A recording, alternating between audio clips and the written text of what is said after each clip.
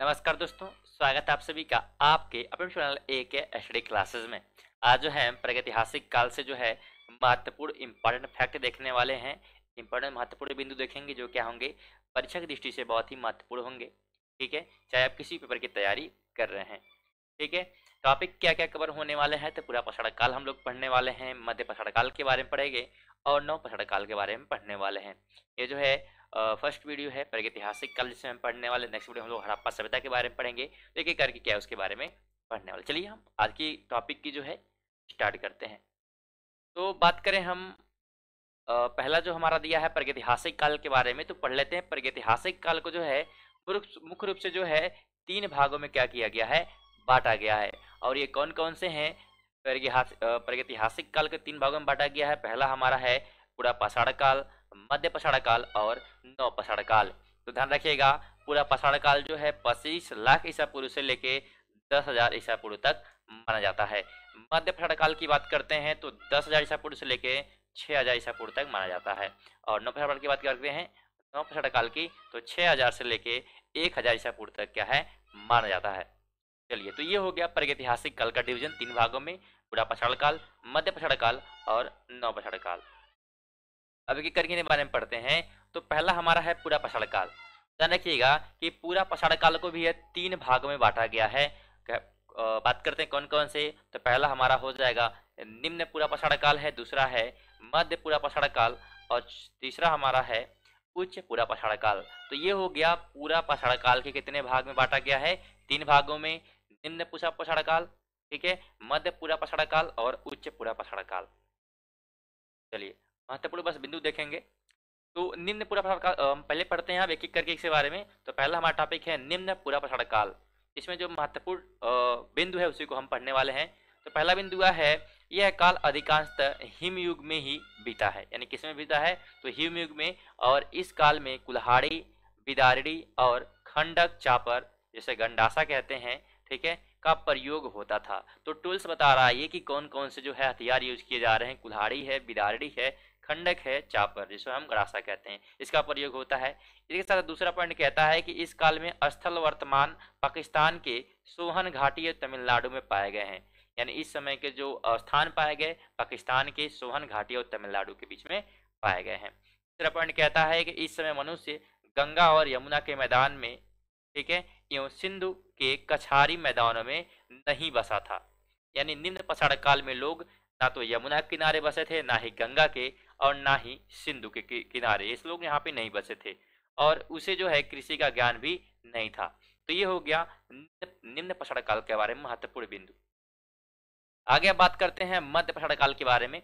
तो इस काल के जो है, इस काल के उपकरणों में चापर है, ब्लेड है, बोधक है, ब्यूरीन है, चंद्रिका है, ठीक है, सॉरी चांद्रिक है, स्क्रेपर तथा छिद्रक। तो ये क्या है, हथियार हैं जो क्या है यूज हो रहे हैं मध्य पाषाण काल में। दूसरा पॉइंट कहता है कि इस काल में जो है फलकों की सहायता से बेधनी, छेदक एवं खुरचनी जैसे उपकरण बनाए जाते थे। इसकी सहायता से, तो फलकों की सहायता से बेधनी, ठीक है, छेदनी एवं खुरचनी जैसे उपकरण क्या है, बनाए जा रहे थे। तीसरा पॉइंट है फलकों की अधिकता के कारण मध्य पूरा पाषाण काल को फलक संस्कृति भी कहा जाता है।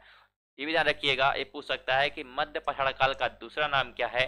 ध्यान रखिएगा, फलक संस्कृति के नाम से भी क्या करते हैं, हम जानते हैं। तो ये हो गया मध्य पाषाण काल के बारे में। नेक्स्ट हम बात करते हैं उच्च पूरा पाषाण काल के बारे में, ठीक है। तो इस काल में जो है आधुनिक प्रारूप के मानव, जिसे हम होमो सेपियंस का कहते हैं, का उदय हुआ था। यानी आपसे पूछता है कि होमो सेपियंस का या आधुनिक प्रारूप मानव का उदय कब हुआ था, किस युग में, तो ध्यान रखिएगा उच्च पूरा पाषाण काल में हुआ था। दूसरा पॉइंट है इस काल के मानवों की गुफाएं भीमबेटका से मिली हैं, ठीक है। मानव की गुफाएं कहाँ से मिली, भीमबेटका से, जिनमें विभिन्न कालों की चित्रकारी देखने को मिलती हैं। यानी अलग अलग काल में क्या, अलग अलग रूप में क्या है, चित्र यहाँ पे बने हुए। कहाँ पे, तो भीमबेटका में। यहाँ पे दिया है भीमबेटका गुफा की खोज जो है 1958 ईस्वी में बी.एस. वाकड़कर ने की थी। तो ध्यान रखिएगा कि भीमबेटका की खोज किसने की थी, तो बी.एस. वाकड़कर ने की थी। कब की थी, तो 1958 में। आगे है ऑरिंजनेसी, ठीक है, ऑरिंजनेसी, पेरी गार्डियन और सोलित्रियन मगधालिनियन संस्कृति इस काल से संबंधित है। यानी जो भी संस्कृतियां हैं ये सभी क्या है, इससे संबंधित है। किससे? तो उच्च पुरापाषाण काल से। आगे है लोहदाना, ठीक है, लोहदा नाला, ठीक है, जिसे बेलन घाटी उत्तर प्रदेश की बात हो रही है, से पशु की हड्डी से बनी मूर्ति प्राप्त हुई है। अगर आपसे पूछता है कि पशु की हड्डी से बनी मूर्ति कहाँ से प्राप्त हुई है, तो बेलन घाटी उत्तर प्रदेश, ठीक है, जिस जगह का नाम क्या बताया जा रहा है, लोहनदाना से, ठीक है, ध्यान रखिएगा। आगे है मध्य पाषाण के बारे में बात करते हैं। तो मध्य पाषाण काल क्या है, तो यह काल जो है पूरा पाषाण काल तथा नव पाषाण काल दोनों की सम्मिश्र विशिष्टताओं का प्रदर्शन करता है। यानी दोनों जब मिल गए, कौन कौन से, तो पूरा पाषाण काल और नव पाषाण काल, तो क्या है, मिश्रित हो गया दोनों, तो क्या विशिष्टताएं हमको देखने को मिलती हैं। इस काल में पेड़ पौधे और जीव जंतुओं में परिवर्तन हुए तथा मानव के लिए नए क्षेत्रों की ओर अग्रसर होने का संभव हुआ। ठीक है, आगे है इस काल के लोग शिकार करके, मछली पकड़कर, खाद्य वस्तुएं बटोर कर पेट भरते थे। ठीक है, यानी इस समय शिकार करते थे, मछली पकड़ते थे, ठीक है, और खाद्य जो है वस्तुएं बटोर कर क्या है, पेट वगैरह भरते थे। और इस काल में पत्थर के लघु उपकरण बनाए जाते थे। ठीक है, अगर पूछता है कि पत्थर के लघु उपकरण किस समय बनाए जाते हैं, तो मध्य पाषाण काल में। इस काल में जो है प्रक्षेपास्त्र तकनीकी का विकास हुआ। इस तकनीकी से आगे तीर कमान का विकास हुआ था। यानी इस काल में क्या हुआ, तो प्रक्षेपास्त्र तकनीकी विकास हुआ, जिससे आगे चल के जो है तीर कमान का क्या होता है, विकास होता है। आगे बात करते हैं नव पाषाण काल के बारे में। तो विश्व स्तर पर इस काल की वस्तुएं इस काल की शुरुआत 9000 ईस्वी पूर्व से होती है। यानी नव पाषाण काल की शुरुआत जो है विश्व स्तर पर अगर हम बात करते हैं तो 9000 ईस्वी पूर्व से होती है। सर्वप्रथम जो है 1860 ईस्वी में H.C. मैस्यूर ने इस काल का प्रथम प्रस्तर उपकरण उत्तर प्रदेश की, ठीक है, टोंस नदी की घाटी से प्राप्त की थी। यानी हम साक्ष्य की बात करते हैं तो साक्ष्य जो सर्वप्रथम कहाँ से प्राप्त हुआ, तो 1860 ईस्वी में, ठीक है, उत्तर प्रदेश के टोंस नदी घाटी से क्या हुई थी, प्राप्त हुई थी।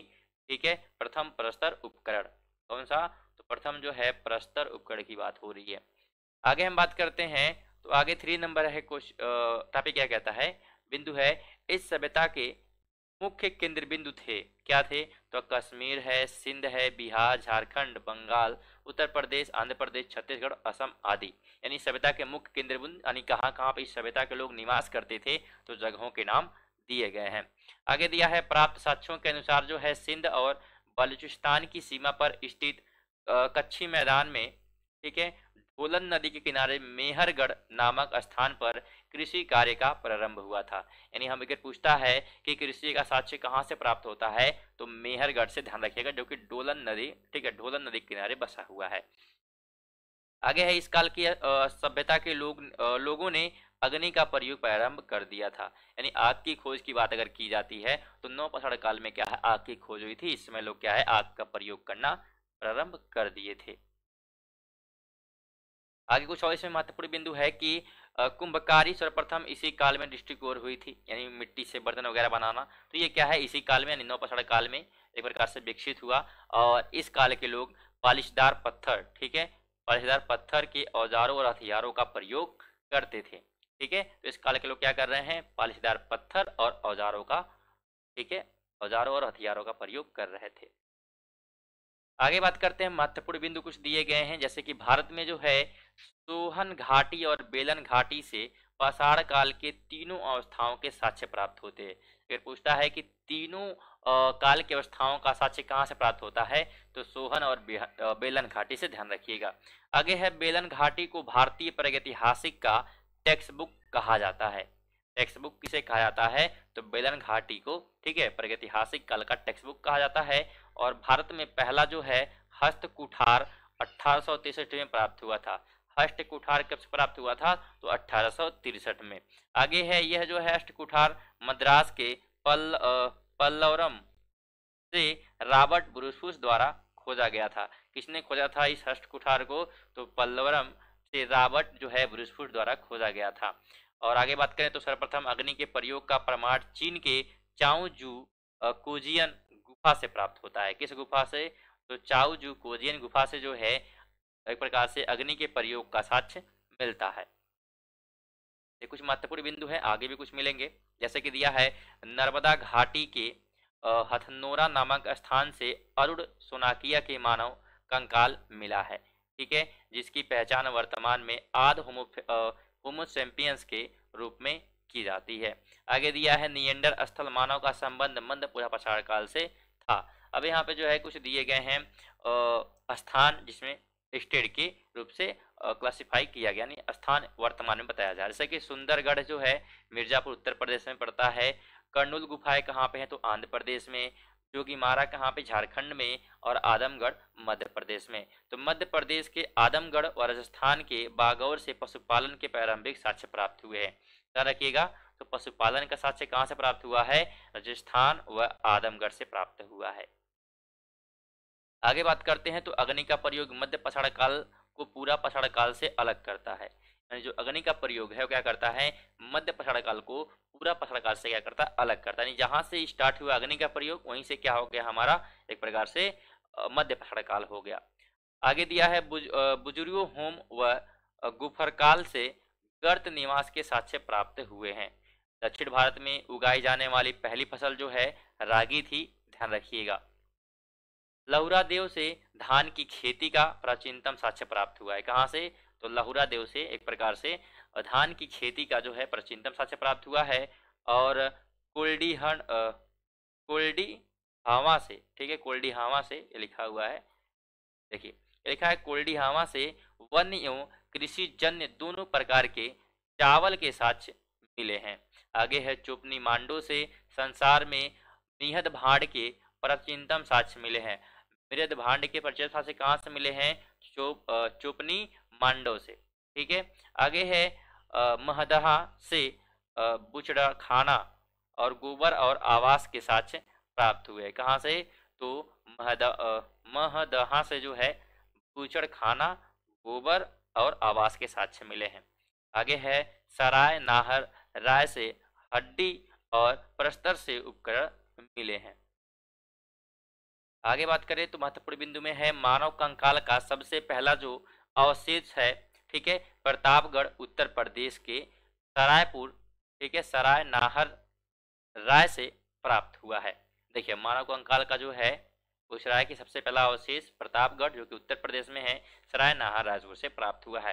दोस्तों वीडियो को अभी तक लाइक नहीं किया, वीडियो को लाइक कर दें और चैनल पर अगर नए हैं तो चैनल को जो है सब्सक्राइब करके बेल आइकन जरूर ऑन कर दीजिएगा। आगे बात करते हैं तो चोपड़ी मांडो से अस्थायी जीवन के साक्ष्य प्राप्त हुए हैं। और आगे पॉइंट कहता है कि नवपाषाण काल की प्राचीनतम बस्ती पाकिस्तान में स्थित बलूचिस्तान प्रांत के मेहरगढ़ में है, ठीक है। यानी नवपाषाण काल की प्राचीनतम जो है बस्ती कहाँ पे है, तो पाकिस्तान में स्थित बलूचिस्तान के प्रांत के मेहरगढ़ में है। और यहीं से कृषि का प्राचीनतम साक्ष्य प्राप्त हुआ है। कहाँ से, तो बलूचिस्तान से ध्यान रखिएगा, कृषि का क्या है प्राचीनतम साक्ष्य प्राप्त हुआ है, ठीक है।